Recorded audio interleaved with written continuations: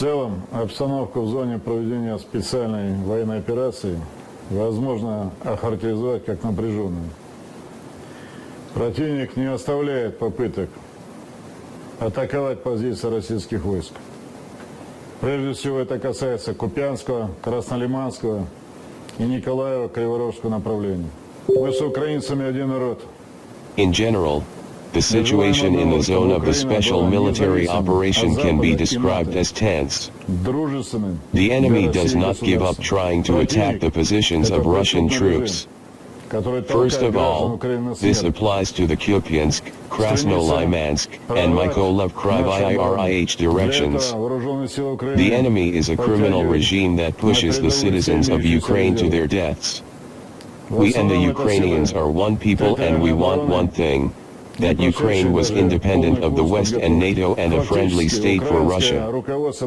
The Ukrainian regime seeks to break through our defenses. To do this, the armed forces of Ukraine are pulling up all available reserves to the front line. Basically, these are territorial defense forces that have not undergone a full course of training. In fact, the Ukrainian leadership condemns them to destruction.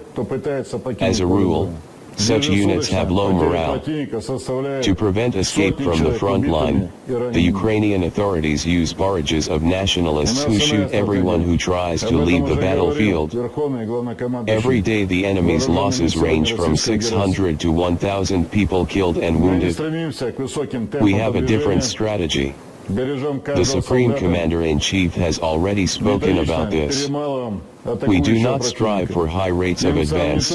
We protect every soldier and methodically grind the advancing enemy. This not only minimizes their losses, but also significantly reduces the number of civilian casualties. Currently, the joint group of forces is taking measures to build up the combat and numerical composition of formations and military units, create additional reserves, equip defensive lines and positions along the entire line of combat contact. Strikes with high-precision weapons on military facilities and infrastructure facilities affecting the combat capability of Ukrainian troops continue. The special military operation confirmed the effectiveness of the aviation complexes and air defense systems we have in service.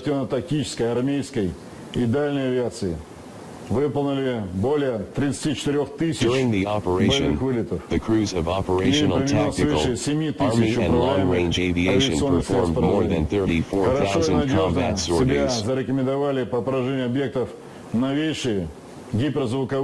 They used over 7,000 guided aircraft weapons. The latest hypersonic aviation missiles Dagger have proven themselves well in hitting objects.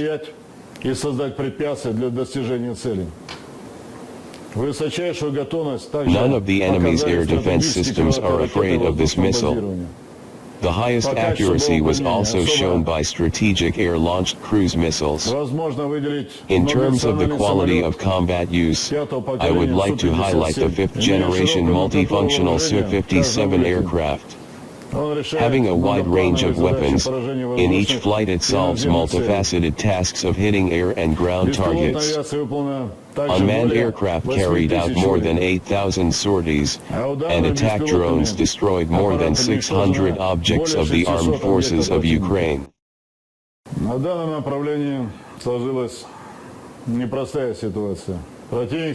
There is a difficult situation in this area. The enemy purposefully strikes at infrastructure facilities and residential buildings in Kherson. Hits by HIMARS rockets damaged the Antonovsky Bridge and the dam of the Kakhovka hydroelectric power station, the movement on which was stopped. As a result, the delivery of food is difficult in the city. There are certain problems with water and electricity supply. All this not only significantly complicates the life of citizens, but also Это не creates a только direct threat to значительно their lives. осложняет быть The горожанам. NATO leadership of the armed forces of Ukraine has long demanded from the Kiev regime offensive operations in the Kherson direction, regardless of any casualties, both in the armed forces of Ukraine themselves and among the civilian population. Не считаясь ни с какими жертвами, как в самих вооруженных силах Украины, так и среди мирного населения. У нас имеются данные о возможности применения киевским режимом запрещенных методов и способов войны.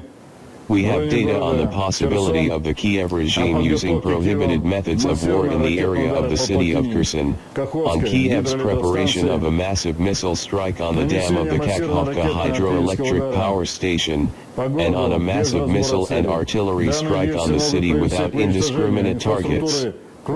These actions can lead to the destruction of the infrastructure of a large industrial center and large casualties among the civilian population. In these circumstances, our first priority is to preserve the life and health of civilians.